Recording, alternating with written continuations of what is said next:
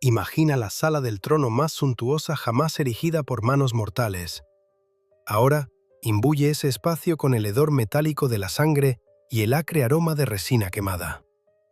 Tras puertas engarzadas con láminas de oro martillado, se filtran hasta los pesados cortinajes sonidos que ningún palacio debería albergar jamás. Son ruidos que obligan a los guardias palaciegos a fijar la mirada en el suelo y a seguir su camino sin inmutarse. En algún rincón se recompensa a bestias adiestradas para obedecer a la realeza con algo que hasta hace muy poco estuvo vivo. Esto no es una mazmorra excavada bajo una fortaleza. Es el ala privada de la dinastía Aimemenida, el corazón palpitante de la antigua Persia, donde el hombre que se autoproclamó rey de reyes y la mujer que compartió su lecho trataban a los seres humanos como un niño a los insectos, algo para jugar, despiezar y aplastar una vez que la diversión se agote. La historia recuerda a Jerjes como un gigante que marchó contra Grecia y reinó bajo la bendición de los dioses. Esa versión ha sido pulida hasta la perfección. Lo que oculta es lo que ocurrió después de que Grecia lo humillara. Cuando su gran invasión se desmoronó y su leyenda se hizo añicos, Jerjes dejó de mirar hacia afuera. Se refugió tras los muros de su propio palacio y construyó un universo privado donde ningún deseo era demasiado oscuro y ninguna petición podía ser rechazada. Dentro de ese mundo, las mujeres no eran personas, los sirvientes no eran personas, eran mobiliario, eran entretenimiento, eran prescindibles. Y cuando su obsesión recayó sobre el único objetivo que debió haber sido intocable, la esposa e hija de su propio hermano, Mistes, Jerjes no dio marcha atrás. Intentó sepultar el escándalo bajo obsequios, promesas y silencio. Pero lo único que realmente hizo fue entregar un arma cargada a la persona más peligrosa del imperio, la mujer que dormía a su lado cada noche, su reina, Amestris. Los señores de la guerra persas destruían a sus enemigos con bronce y fuego, con cargas de caballería y torres de asedio. Amestris no necesitaba nada de eso. Su arma era el terror. Ella comprendió algo que la mayoría de los gobernantes nunca llegan a asimilar. Si realmente quieres poseer a alguien, no te limitas a acabar con su vida. La desmantelas, borras su rostro, su cuerpo, su mismísima identidad, hasta que la persona que tienes delante es irreconocible incluso para su propia familia. Lo que vamos a recorrer momento a momento es cómo una reina aprovechó la obsesión de su esposo con su sobrina Artenta y la convirtió en una cascada de violencia tan extrema que un linaje entero fue borrado de la historia. Esta es una historia de salones dorados empapados de sangre, de piel tratada como tela para ser cortada y remodelada, de un imperio pudriéndose desde dentro porque el veneno provenía del propio trono. Antes de seguir adelante, deja un comentario y dime desde qué ciudad y país nos estás viendo ahora mismo. Y si historias como esta te importan, pulsa suscríbete para que podamos seguir sacando a la luz estas historias olvidadas. Jerjes regresó de Grecia como un dios al que le hubieran golpeado en la boca. Pocas temporadas antes, había azotado el océano con cadenas, unido 2 continentes con puentes flotantes y marchado con más soldados de los que la mayoría de las civilizaciones habían visto jamás en un solo lugar. Entonces ocurrió Salamina, 480 a.C. Sus naves de guerra se hicieron añicos. Los arietes griegos destrozaron los cascos persas, mientras él, sentado en una silla dorada sobre la línea de flotación, veía hundirse toda su mitología. El hombre que salió de Persia como una deidad viviente regresó como algo mucho más peligroso. Un rey humillado con poder ilimitado y sin dirección a dónde apuntarlo. En la superficie nada cambió. El tesoro seguía rebosando. El oro seguía llegando de Egipto. El grano seguía vertiéndose desde Babilonia. Los gobernadores de provincias lejanas seguían arrodillándose al pronunciar su nombre. Pero dentro de los corredores del palacio, el aire había cambiado. Los cortesanos que antaño competían por alabar su brillantez, ahora cambiaban de tema. Cuando surgía Grecia, los generales que habían prometido una victoria fácil encontraban repentinamente excusas para mantenerse alejados de la sala del trono. Los diplomáticos griegos caminaban por Susa con una confianza que habría sido suicida 2 años antes. Jerjes podía sentir las grietas que se extendían bajo él, pero no quedaba nada que conquistar que pudiera reparar lo que Salamina había roto. Así que hizo lo que los gobernantes destrozados siempre hacen. Dejó de mirar hacia afuera y volcó su hambre de dominio hacia adentro, hacia el único reino que aún controlaba sin cuestionamientos, su propio palacio. Y dentro de ese palacio, nadie era dueño de su propio cuerpo. Cada sirviente, cada bailarina, cada eunuco respiraba al placer del rey. Un movimiento de su muñeca podía significar una recompensa, una paliza o una desaparición silenciosa sobre la que nadie preguntaría jamás. El harén funcionaba como una máquina construida para asegurar que nunca encontrara un límite. Las mujeres eran seleccionadas, adiestradas, perfumadas y rotadas por sus aposentos como inventario. Si quería una cara nueva, los consejeros le presentaban una. Si su interés menguaba, la muchacha desaparecía en alguna ala olvidada del palacio. La ley tácita era absoluta. El apetito del rey era sagrado, y tu carne era simplemente materia prima. Ahora había un hombre que había ganado un respeto real durante el desastre en Grecia. Su nombre era Mistes, y era el propio hermano de Jerjes. Mistes había hablado en los consejos de guerra cuando otros guardaban silencio. Había desafiado la mala estrategia. Había intentado mantener la campaña sobre bases sólidas cuando todos los demás temían demasiado miedo de discrepar con un dios viviente. Jerjes lo despidió en ese momento, pero nunca lo olvidó.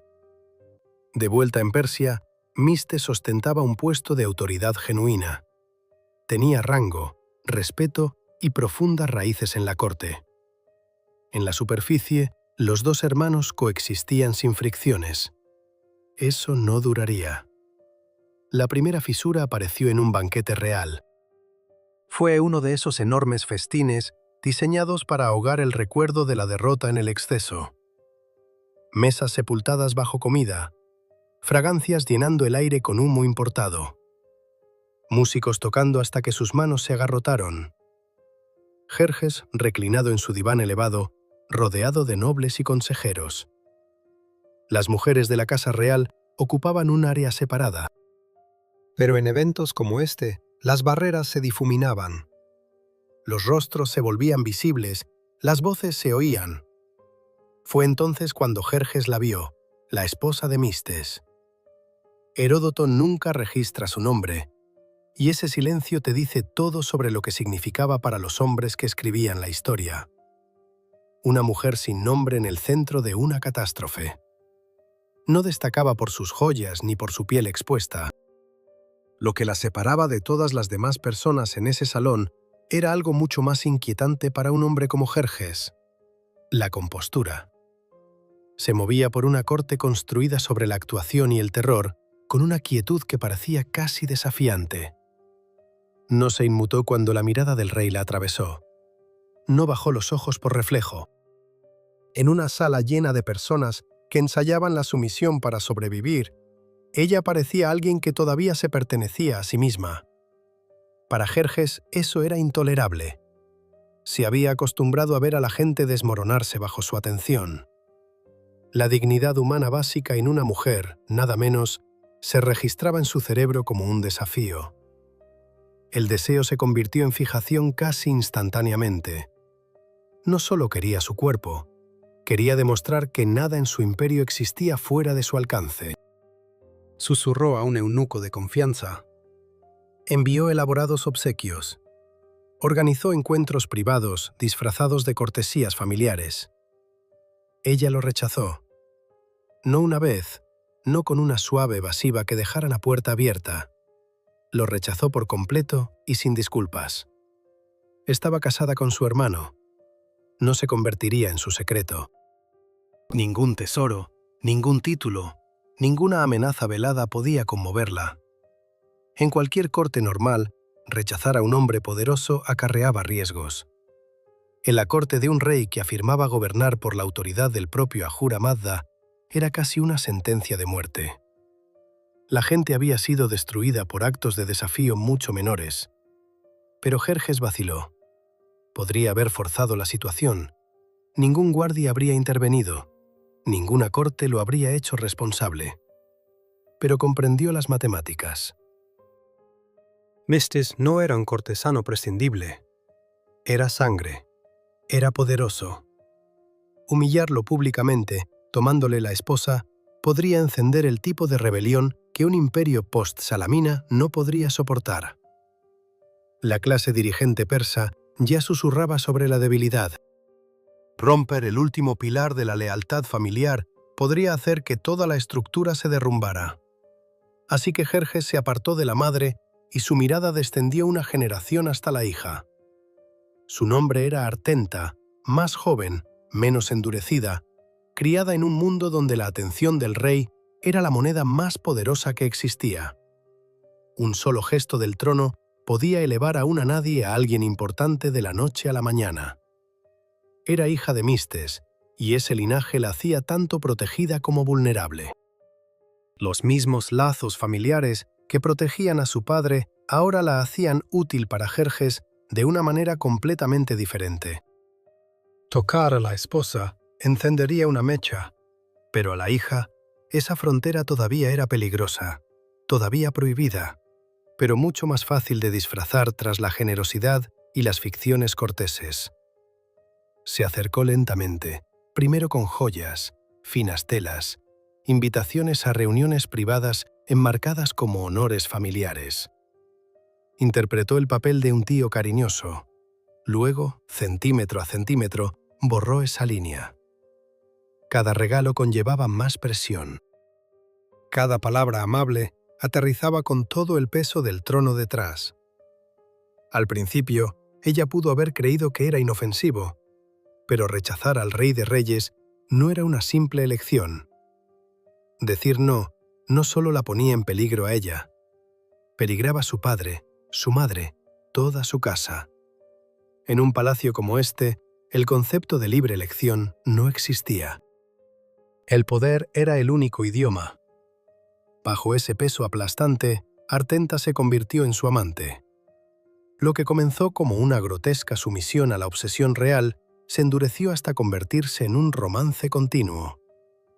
Para Jerjes era medicina, una forma de sentirse dominante de nuevo después de que Grecia le hubiera arrebatado esa sensación. Para Artenta era una jaula que parecía un regalo. Para la esposa de Mistes, la mujer que había rechazado al rey y mantenido su dignidad, era una catástrofe a cámara lenta desarrollándose dentro de su propia familia. Y la reina Amestris lo vio todo. Ocupaba el asiento más alto que una mujer en el imperio podía ostentar. Reina oficial, hija de Otanes, unida al rey por matrimonio y arquitectura política. Es fácil reducirla a una simple villana. Pero mira dónde estaba. Su posición era enorme y precaria al mismo tiempo. Estaba rodeada por todos lados de rivales, concubinas buscando influencia, princesas extranjeras enviadas como regalos políticos, mujeres más jóvenes desfilando por la corte como audiciones. Si mostraba la más mínima grieta, sus hijos podrían perder su lugar en la sucesión. Su supervivencia dependía de leer cada señal que producía el palacio, y el palacio producía muchas. Los sirvientes susurraban. Los eunucos intercambiaban secretos a medias. Los guardias rastreaban quién entraba en qué habitación y a qué hora. Amestris no se perdía nada. Notó joyas desconocidas apareciendo en Artenta. Observó cómo cambiaba la postura de la muchacha en público. Una nueva confianza, una sonrisa que duraba demasiado, el inconfundible aire de alguien que creía poseer una ventaja secreta. En una corte donde una sola mirada podía cambiar el equilibrio de poder, estos no eran pequeños detalles, eran pruebas. Dentro de la mente de Amestris se cristalizó una narrativa. Se convenció de que la esposa de Mistes, la mujer serena y digna que siempre había inspirado respeto, había colocado deliberadamente a su propia hija en la cama del rey, no por desesperación. Como un golpe calculado, al darle a Jerjes acceso a Artenta, esta mujer podría debilitar la posición de la reina, humillarla públicamente y acercar a su familia al centro del poder. Esa fue la historia que Amestris eligió creer. Si era justa o precisa no importaba. Una vez que aceptó esa versión, su objetivo quedó fijado. Mientras tanto, Jerjes se hundía más. Durante uno de sus encuentros secretos con Artenta, hizo una promesa que solo un hombre ebrio de su propia autoridad haría. Juró darle lo que ella deseara, cualquier cosa.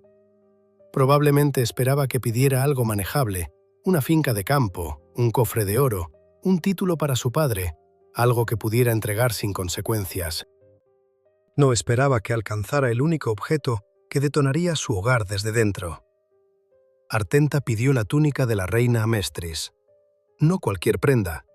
Era una túnica que Amestris había tejido con sus propias manos. En un mundo real donde todo era producido por ejércitos de sirvientes y artesanos, una prenda hecha personalmente por la reina llevaba un inmenso peso simbólico. Era íntima, era sagrada, era la prueba de que no era meramente decorativa. Era la mujer central del imperio, la que cuyas manos daban forma a algo que ningún sirviente podía replicar. Jerjes se enfrió. Entregar esa túnica a la hija de su hermano, su amante secreta, no era solo un insulto.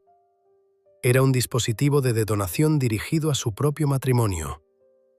Rogó a Artenta que eligiera otra cosa. Le ofreció ciudades enteras. Le ofreció bóvedas de tesoros. Ella no cedió. Le recordó su juramento.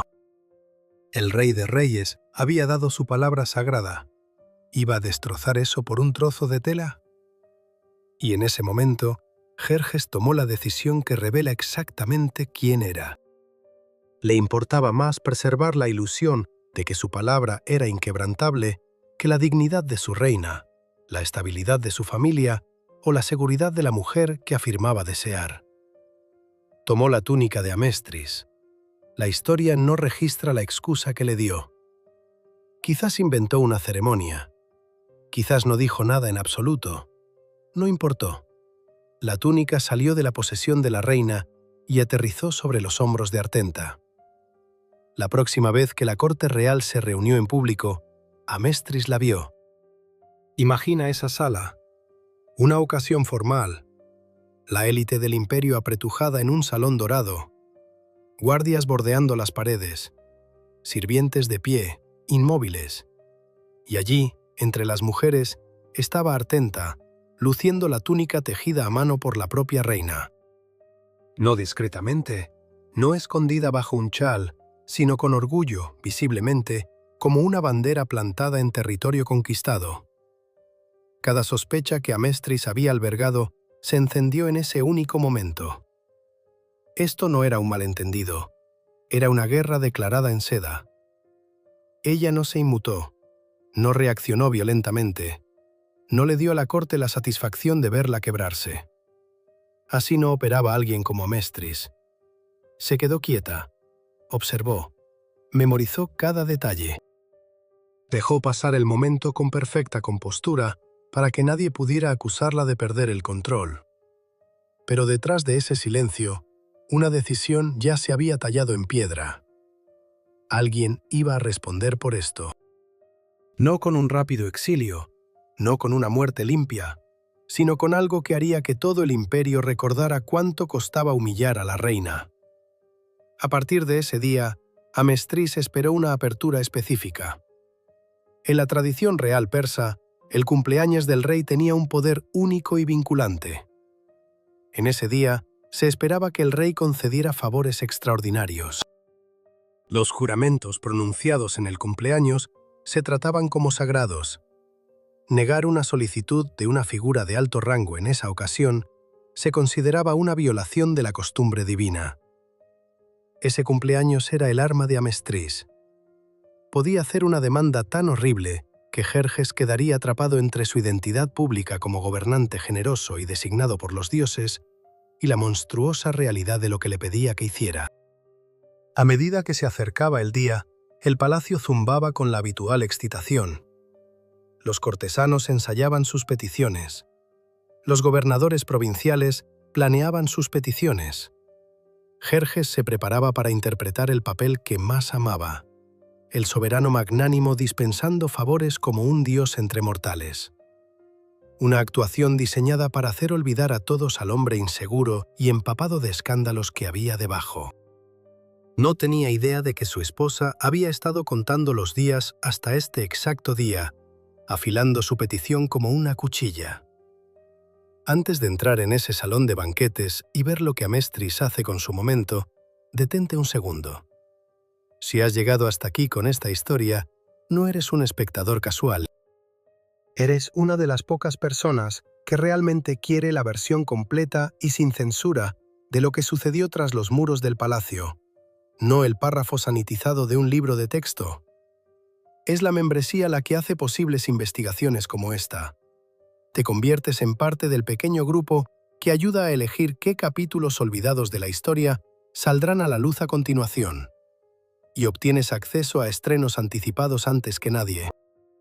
Si sientes que perteneces aquí, si eres el tipo de persona que necesita saber lo que realmente sucedió, considera unirte al linaje ahora mismo. El enlace está debajo del vídeo, porque lo que está a punto de suceder en ese salón de banquetes lo cambia todo. La sala estará llena, el vino correrá. Jerjes se sentará elevado sobre la multitud, listo para interpretar al Rey Dios generoso una vez más. Y entonces, Amestris se levantará, sonreirá, y pedirá un regalo que arrastrará a una mujer inocente de la seguridad a una pesadilla de cuchillas y sangre. La sala quedará en silencio. La ley sagrada del juramento de cumpleaños rodeará a Jerjes como una trampa. Y con una sola respuesta, el Rey de Reyes entregará a un ser humano vivo para ser destruido. El cumpleaños del rey estaba destinado a ser el día más celebrado del imperio.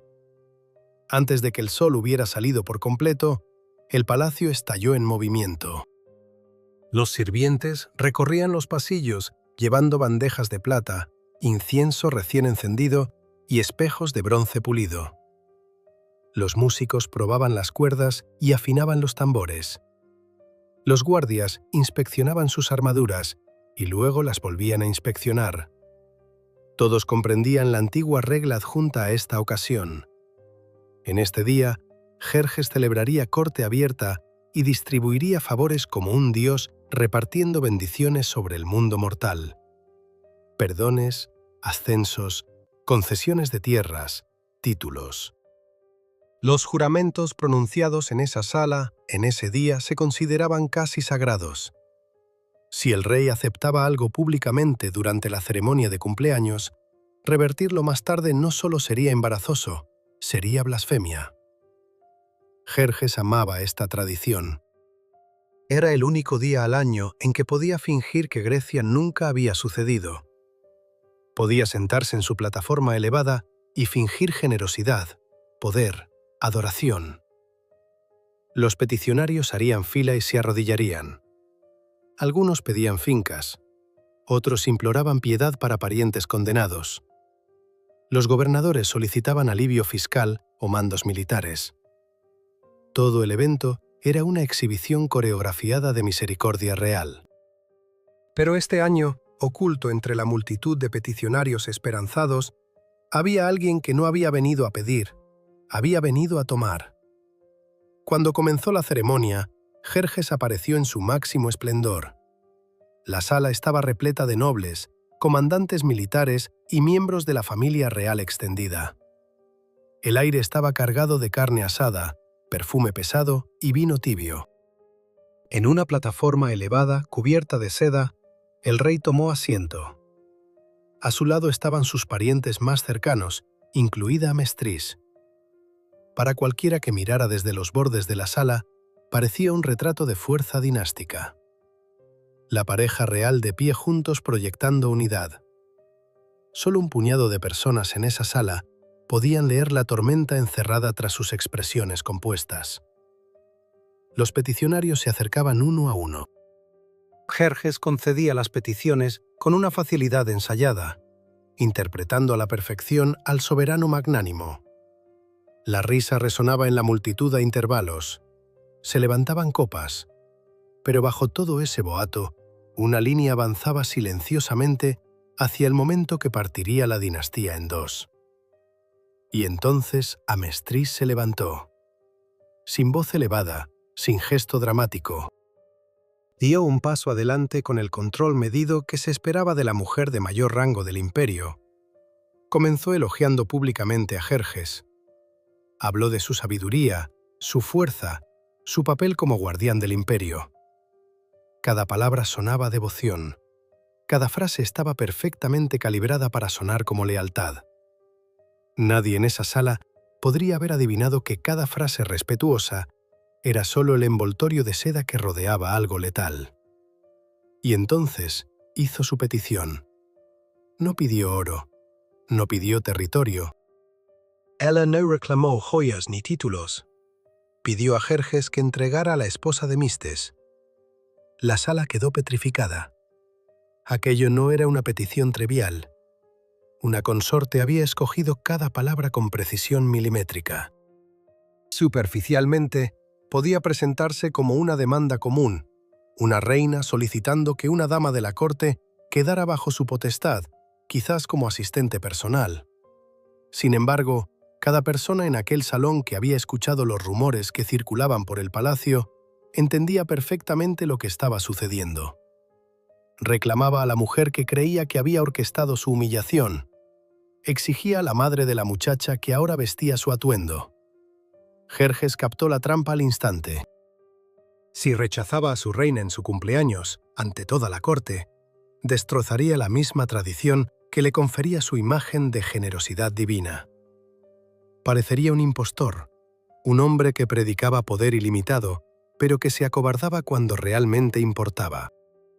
Si accedía, estaría entregando a la esposa de su propio hermano a las manos de una mujer cuya furia él mismo había provocado. Hizo una pausa, pero no duró mucho. Su orgullo dictó la decisión antes de que su mente pudiera reaccionar. Dijo que sí. La palabra recorrió el salón como un temblor en la roca. Los sirvientes mantuvieron la mirada fija en el suelo. Los nobles miraron al frente como si de repente se hubieran quedado sordos. Mistes no estaba presente en ese preciso instante, pero los hombres leales a él sí. Observaron, comprendieron y supieron que lo sucedido no podía deshacerse. Era la palabra del rey pronunciada públicamente, sellada por el peso sagrado del juramento de cumpleaños. Era más pesada que cualquier cadena jamás forjada. Mientras la celebración continuaba en la superficie, con música, vino y risas cumpliendo su función, un conjunto diferente de órdenes se movía por el interior del palacio. Se despacharon guardias para recoger a la esposa de Mistes. Fue sacada de sus aposentos privados, arrancada del único espacio en todo el palacio que podría haber considerado seguro. No sabemos exactamente qué dijo cuando aparecieron los soldados. Quizás protestó. Quizás pensó que era algo temporal, una reasignación burocrática.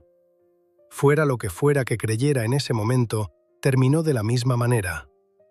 Fue separada de cualquiera que pudiera haberla defendido y entregada directamente al control de Astres. La reina no ordenó una ejecución rápida.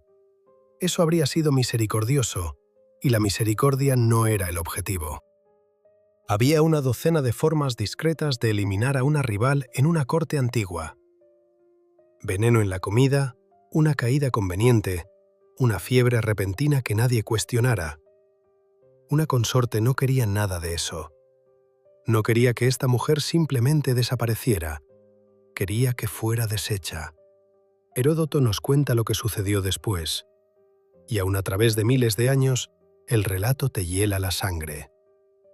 Una consorte hizo inmovilizar a la mujer y luego ordenó que la mutilaran pieza por pieza. Sus pechos, su nariz, sus orejas, sus labios, su lengua, todo cortado. Cada parte de su cuerpo que llevaba identidad, que permitía el habla, que señalaba feminidad o estatus, fue removida, y esas piezas no fueron enterradas ni desechadas con ninguna dignidad. Una consorte las arrojó a los perros reales, a los animales, mientras la mujer, que una vez se movió con más compostura que nadie en el palacio, aún respiraba.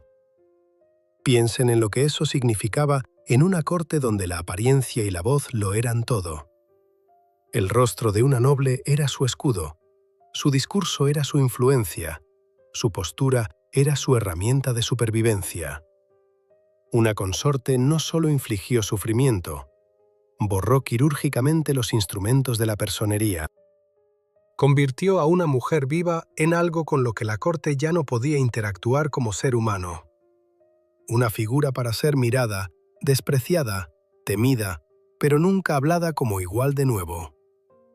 No vamos a detenernos en el horror físico. El registro histórico habla con suficiente claridad. Lo que importa es lo que una consorte estaba construyendo con este acto. Un mensaje dirigido a cada mujer del palacio, a cada hombre que pudiera considerar usar a su familia como arma contra la reina, a cada persona que pensara que podía tocar lo que le pertenecía y salir ileso. El mensaje no era el exilio, no era un estrangulamiento silencioso, era una reconstrucción. Un cuerpo humano reconstruido como monumento viviente del costo de cruzar a una consorte. Mientras esto sucedía a puerta cerrada, Jerjes intentaba manejar la destrucción que había puesto en marcha. Sabía de lo que era capaz su esposa. Comprendía que entregarle a la esposa de Mistes no era una simple transacción cortesana. Era encender un fuego dentro de su propia dinastía. Quizás se convenció a sí mismo de que podría contener el daño después. Quizás la culpa finalmente comenzó a roer su ego. Convocó a Mistes. En una habitación separada, lejos de los gritos, los dos hermanos hablaron. Jerjes hizo lo que aparentemente creía que era una propuesta razonable. Le dijo a Mistes que se divorciara de su esposa. Como compensación, Jerjes le ofreció a una de sus propias hijas reales como reemplazo. Dejen que eso cale por un momento. El mismo hombre que había tomado a la hija de Mistes como su amante secreta, ahora ofrecía otra hija como premio de consolación. Como si las mujeres fueran moneda intercambiable que pudiera barajar para cubrir sus deudas. Mistes se negó. En ese momento aún no tenía idea de lo que ya le habían hecho a su esposa. Todo lo que sabía era que el rey lo estaba presionando para que la abandonara. No lo haría. Heródoto registra que Mistes respondió firmemente, que declaró su lealtad a su esposa sin vacilación, que enumeró sus virtudes y los años que habían construido juntos. La defendió con convicción y fuerza. No sabía que la mujer a la que defendía ya había sido desmantelada bajo las órdenes de la reina, pieza por pieza, en una habitación no muy lejos de donde estaba. Jerjes estaba furioso. Ser rechazado 2 veces por miembros de la misma casa era más de lo que su ego podía asimilar. Pero incluso en su ira, no golpeó a Mistes. En ese momento, la conversación terminó. Mistes se fue, todavía creyendo que su negativa había sido suficiente, que la lealtad y la sangre todavía valían algo en este imperio. Caminó de regreso hacia su hogar, esperando encontrar a la esposa que acababa de defender apasionadamente.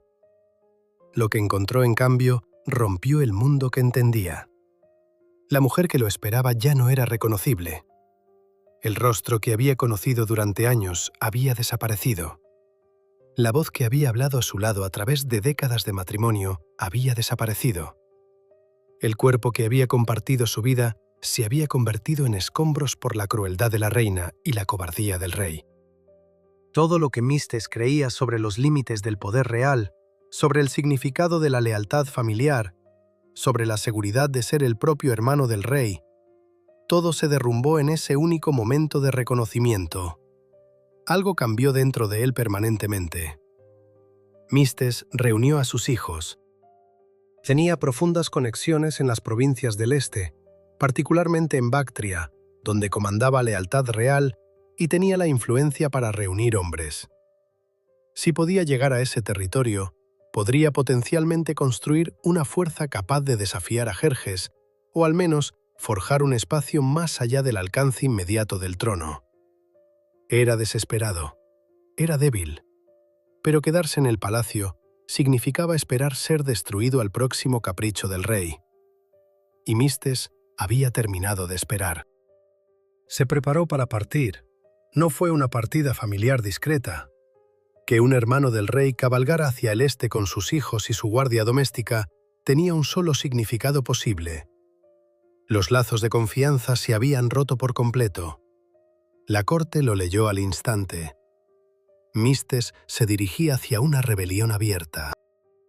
El mismo imperio que una vez marchó como un coloso unificado hacia Grecia se estaba fracturando desde adentro, porque un hombre no podía controlar su apetito y una mujer no permitiría que una humillación quedara sin respuesta.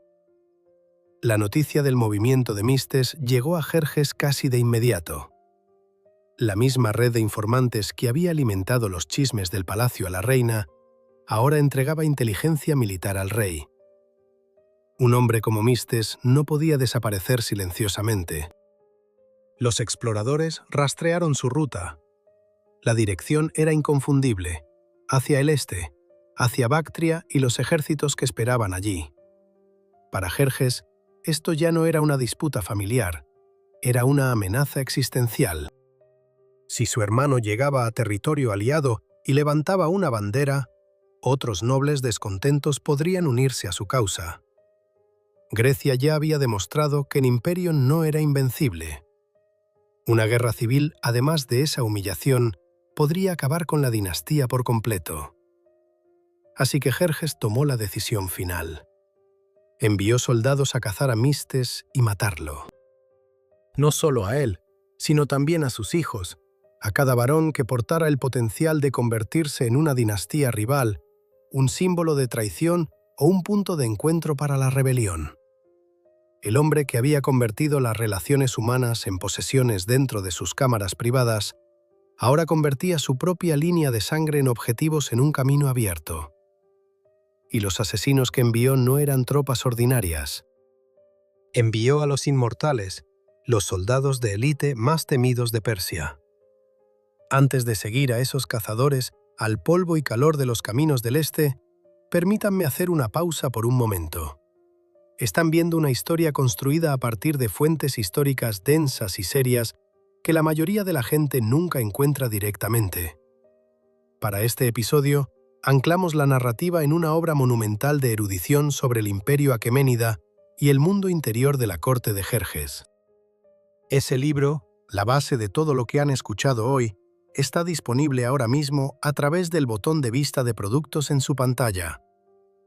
No es una lectura casual, es un archivo profundo e implacable de poder, crueldad y maquinaria política. Pero si quieren entender cómo funcionaba realmente esta civilización, más allá de la versión simplificada que les enseñaron en la escuela, pertenece a su estante. Y hay más esperando detrás de ese botón.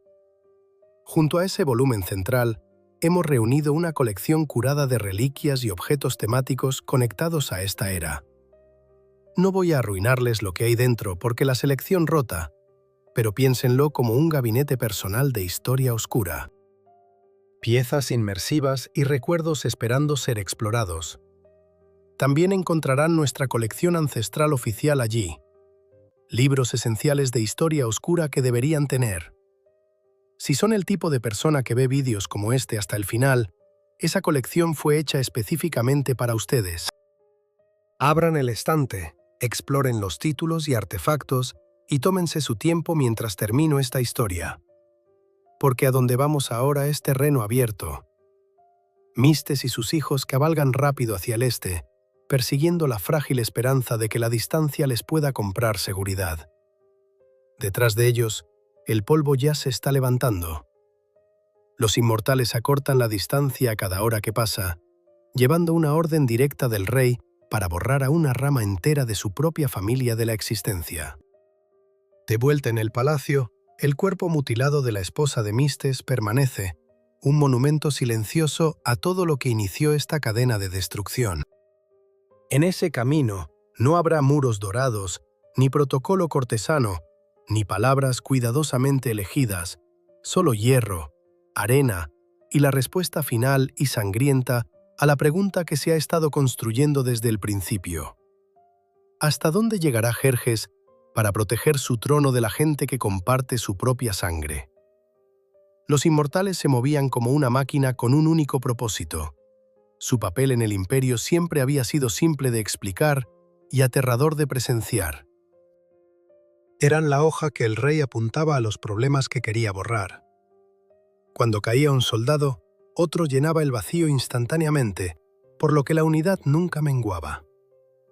Ahora esa hoja, afilada y disciplinada, no estaba apuntando a un ejército extranjero. Estaba apuntando a una caravana real huyendo hacia el este a través del polvo. Mistes y sus hijos apretaban el paso de sus caballos. Conocían este terreno mejor que la mayoría de los hombres que habían pasado sus vidas dentro de los muros del palacio. El camino a Bactria era brutal.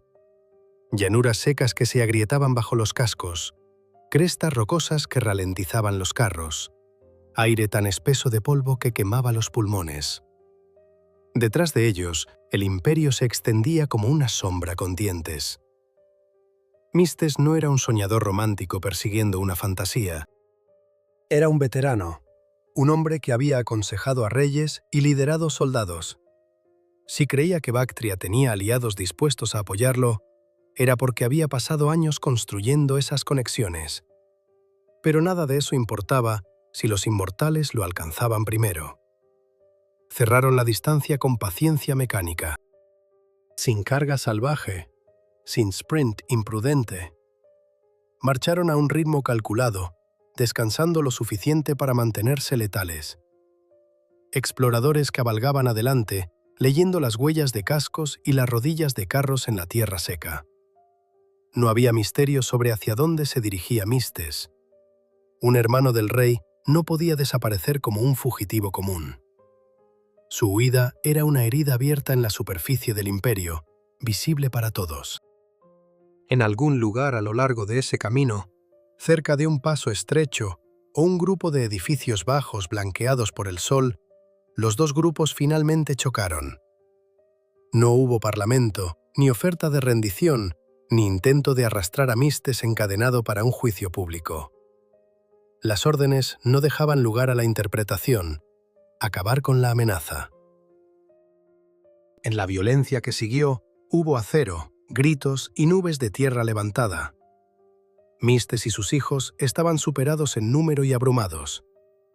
Murieron lejos de los salones dorados donde todo esto había comenzado. Una rama más de la línea real terminó no en esplendor de mármol, sino en tierra de carretera. El informe viajó de regreso a Jerjes, escrito en el lenguaje plano y formal de los despachos militares.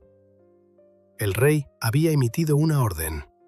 La orden había sido ejecutada. En términos burocráticos, el sistema había funcionado. Una posible rebelión había sido aplastada antes de que pudiera respirar. Los cuerpos fueron dejados donde cayeron o enterrados sin ceremonia. Ningún santuario, ningún luto. El asunto podría haber sido sellado allí mismo, archivado como otro acto necesario de orden imperial. Pero los imperios no procesan la información como sugieren los informes oficiales. Las noticias viajaban en dos vías, a través de despachos sellados y a través de las bocas de sirvientes aterrorizados. La gente dentro de la corte no sabía todos los detalles, pero conocía la magnitud de lo sucedido. Sabían que el rey había permitido que su reina destruyera a la esposa de su hermano. Sabían que luego había enviado a los inmortales a aniquilar a ese mismo hermano y a sus hijos. Y sabían que todo había comenzado con un romance a puerta cerrada y una túnica robada colgada sobre los hombros de una muchacha. El efecto en la élite persa fue como veneno entrando en el torrente sanguíneo lentamente. Muchos de ellos habían asimilado la mutilación de la esposa de Mistes como un acto contenido de crueldad real, algo salvaje pero limitado al mundo privado del harén. Enviar a los soldados más temidos del imperio a aniquilar a toda la línea masculina de un hermano leal por una catástrofe doméstica era algo completamente diferente. demostró que la destrucción del rey no se quedaba detrás de las paredes del dormitorio. Se extendía al aire libre a hombres armados a caballo. Si Jerjes podía hacerle esto a su propia sangre, nadie en el imperio estaba fuera de su alcance. Un hombre que absorbió cada detalle de esta desintegración fue Artabanis. No era una figura menor de la corte. Tenía un rango importante. La mayoría de las fuentes lo describen como un poderoso oficial y comandante militar incrustado en el aparato de seguridad del palacio. En algunas tradiciones, es el mismo Artabanis que una vez había advertido contra la imprudente invasión de Grecia. Si cada hilo histórico que lo conecta es perfectamente exacto, el retrato es consistente. Era un hombre que entendía cómo funcionaba el poder y dónde fallaba. Observó al rey desmoronarse. Vio a un gobernante que había sido destrozado por Grecia, que se había ahogado en obsesiones privadas, que había permitido que su reina convirtiera el palacio en un teatro de mutilación, y que luego había resuelto el lío exterminando a la familia de su propio hermano. Ese no era el comportamiento de un monarca fuerte. Esa era inestabilidad con una corona. Para un hombre cuyo rol era proteger la monarquía, la lógica se volvió cada vez más difícil de escapar. La mayor amenaza para el trono ya no estaba fuera de los muros, estaba sentado en el propio trono. Y aquí es donde el horror cambió de dirección. Hasta ahora, toda la violencia había fluido hacia abajo, del rey y la reina hacia la gente debajo de ellos. Ahora una hoja comenzó a ascender, apuntando al hombre a quien todo el imperio llamaba el Rey Dios. Artabanis no actuó solo. Un asesinato dentro del edificio más fuertemente custodiado de la tierra requería más que un par de manos. Se dirigió a un círculo íntimo de hombres, oficiales, conocedores del palacio, personas que compartían su convicción de que Jerjes estaba llevando al imperio hacia un colapso que ninguna campaña militar podría revertir. El plan que armaron era tan frío y deliberado como cualquier cosa que una consorte hubiera orquestado. Jerjes tenía una debilidad flagrante. Creía que era intocable dentro de sus propias habitaciones. Dormía rodeado de hombres en los que confiaba, no de extraños. La posición de Artabanis le daba acceso legítimo a esos espacios interiores. Si convertía ese acceso en un arma, podría llegar a un lugar donde ningún ejército extranjero había penetrado jamás: la cama real misma. Una noche, los conspiradores se movieron. El palacio de noche era más silencioso que de día, pero nunca verdaderamente quieto. Las antorchas parpadeaban en sus soportes, los guardias estaban en sus puestos, los esclavos dormían acurrucados contra las paredes. Artabanis y sus hombres elegidos atravesaron estos pasillos al amparo de su propia autoridad. No eran intrusos, pertenecían. Y eso era precisamente lo que los hacía letales. Las personas que ya portan las llaves son siempre las que pueden abrir las puertas que deberían permanecer cerradas. Llegaron a la cámara de Jerjes. El rey, que había ordenado mutilaciones con una frase y ejecuciones con un asentimiento, ahora yacía en el estado más vulnerable que cualquier ser humano puede ocupar. Dormido, desarmado, confiando en la arquitectura de lealtad a su alrededor para mantenerse firme. La secuencia exacta de lo que sucedió a continuación está difuminada por los siglos. Algunos relatos dicen que Artabanis dio el golpe mortal él mismo. Otros dicen que usó a un sirviente o a un guardia. Los detalles cambian, pero el núcleo no. El rey, que había transformado su palacio en un matadero privado, murió dentro de ese palacio, a manos de hombres que una vez se habían arrodillado ante él. No sonó ninguna trompeta, ningún ejército chocó en el campo. El rey de reyes terminó en una habitación tranquila, en la oscuridad, bajo las manos de sus propios protectores. Durante una breve ventana, horas, quizás días, el centro del imperio estaba vacío y solo un puñado de personas lo sabía. Ese lapso fue la oportunidad de Artabanis. Se movió rápido para convertir el asesinato en una toma de poder. El siguiente movimiento fue aún más calculado. Jerjes tenía hijos. El heredero natural era Darío, el mayor.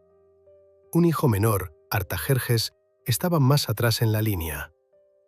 Artabanis entendía que si Darío tomaba el trono inmediatamente, lo primero que ordenaría sería una investigación. Y esa investigación llevaría directamente a los hombres que tenían sangre en las manos. Así que Artabanis decidió cortar el siguiente eslabón antes de que pudiera formarse. Se acercó a Artajerjes. En algunas versiones, le dijo al joven príncipe que Darío había asesinado a su padre. Pintó un retrato de un hermano mayor hambriento de poder que había matado al rey para apoderarse de la corona para sí mismo. Artajerjes, destrozado por el dolor y aún recuperándose, le creyó. Era joven. Su mundo entero era el palacio. El comandante que estaba frente a él siempre había sido presentado como un pilar de lealtad y disciplina. ¿Por qué un hombre así fabricaría algo tan monstruoso? Bajo esa manipulación, Artajerjes se volvió contra su propio hermano. El palacio, ya saturado de sangre, absorbió otro asesinato real. Darío, el heredero legítimo por sucesión tradicional, fue abatido antes de que pudiera reclamar lo que era suyo. Con Jerjes muerto en su cámara y Darío muerto a su lado en la secuencia de violencia, se abrió un camino para que Artajerjes ascendiera, guiado en cada paso por el hombre que había orquestado toda la cadena. Durante un breve periodo, Artabanis operó como si el imperio descansara en su palma. Había eliminado al viejo rey y neutralizado al heredero principal. Tenía un joven príncipe afligido a su lado que le debía su supervivencia y su corona a la intervención del capitán. Sobre el papel, Artabanis tenía una influencia suprema. Detrás del trono, podía dirigir la política, comandar la guardia y decidir quién vivía o moría dentro del palacio. Había transformado su temor a la inestabilidad de Jerjes en una agresiva toma de control. Pero había una mente que no había logrado prever. La reina Amestris había perdido a su esposo y a uno de sus hijos. Ella no había terminado. Ya había demostrado que poseía una inteligencia forjada precisamente para este tipo de entorno, brutal, paciente, quirúrgica. Comprendía cómo fluía la información por el palacio mejor que casi nadie vivo. Su título había cambiado, pero sus instintos no. Escuchaba, medía los silencios, observaba quién parecía inquieto, quién hablaba con demasiada avidez, quién cambiaba de tema cuando se mencionaban ciertos nombres. Lentamente, un patrón emergió del ruido. Amestris comprendió que las muertes de Jerjes y Darío no eran tragedias separadas, estaban conectadas.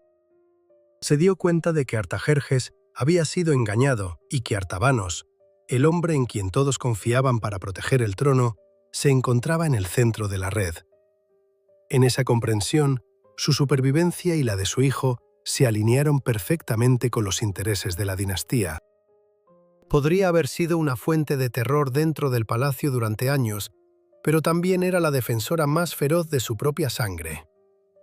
Un capitán que podía asesinar a un rey y culpar a un heredero, podía hacerlo de nuevo siempre que le sirviera. Así que se movió con cautela, se comunicó con Artajerjes. Quizás a través de una audiencia privada, quizás a través de consejeros cuya lealtad hacia ella nunca había flaqueado. De cualquier manera, entregó la verdad o lo suficiente de ella en sus oídos.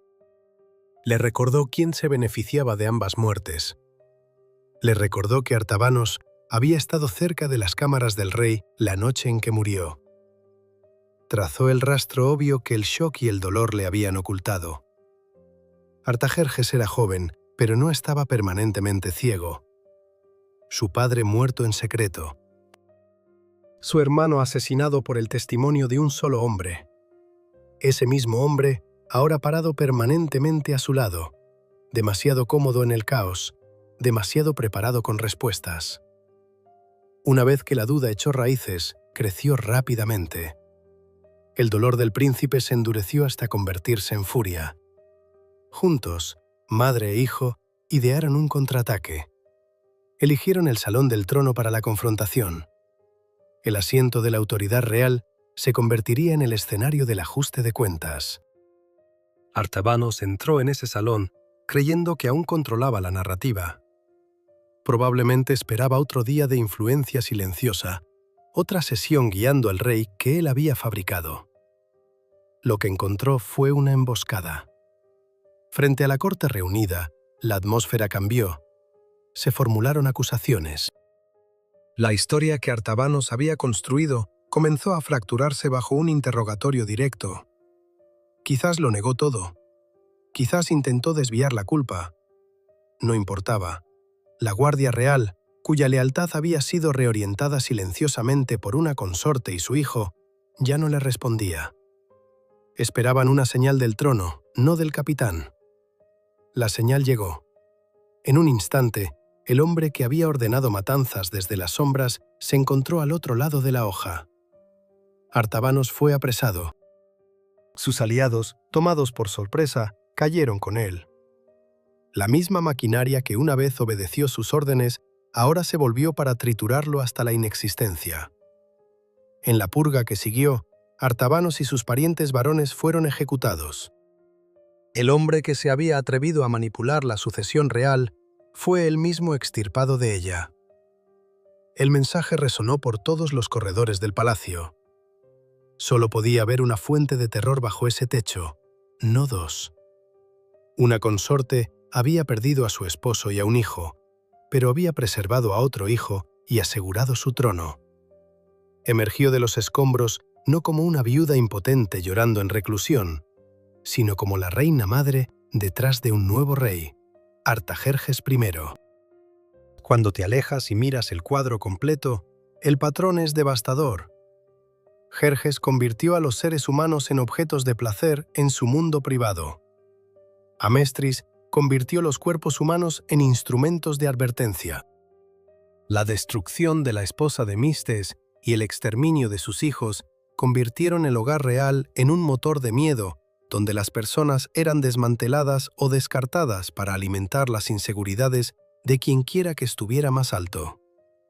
Ese comportamiento no se quedó contenido dentro de los muros del palacio, infectó todo el sistema. Artabanos absorbió la lección y la replicó utilizando violencia encubierta para reorganizar la línea de reyes. Y entonces Amestris volvió esa misma arma contra él. Para cuando el polvo finalmente se asentó, casi todos los que habían encendido esta catástrofe se habían ido. Mistes yacía muerto en un camino oriental. Sus hijos yacían muertos a su lado.